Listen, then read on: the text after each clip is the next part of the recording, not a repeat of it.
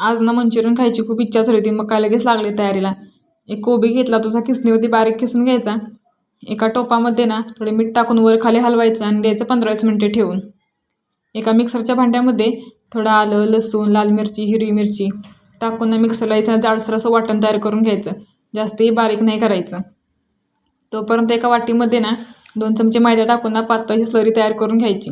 लगेच गॅस पेटवायचा, त्याच्यावरती कढई ठेवायची आणि 1 चमचा तेल टाकायचं आणि केलेलं वाटण त्यात द्यायचं टाकून. थोडं तेल सुटेपर्यंत भाजून घ्यायचं. नंतर त्यातनं 2-3 चमचे सोया सॉस टाकून घ्यायचा. तोही थोडा भाजून घ्यायचा आणि जेवढी आपल्याला चटणी पाहिजे ना तेवढ्यात पाणी टाकून घ्यायचं. मी 2 ग्लास पाणी टाकते, कारण आम्हाला जरा भरपूर चटणी लागते. नंतर ह्यातनं चवीनुसार मीठ टाकून घ्यायचं. थोडी उकळी आली नाही, यातनं फूड कलर टाकून घ्यायचा. ही आपण जी स्लरी तयार केली ना ती त्यातनं थोडी थोडी करत ना टाकत न्यायची, म्हणजे असं घट्टसर होऊन जातं मिश्रण. तुम्ही पाहू शकता किती पाणी सुटले. ह्यातनं पाणी टाकायची गरज लागत नाही. थोडा फूड कलर, कश्मीरी लाल तिखट आणि ह्यातनं मैदा थोडा थोडा करत टाकत न्यायचं. आपण जसं भजीला पीठ भिजवतो ना तसंही पीठ भिजवत न्यायचं. थोडासा घट्टसर गोळा मळून घ्यायचा.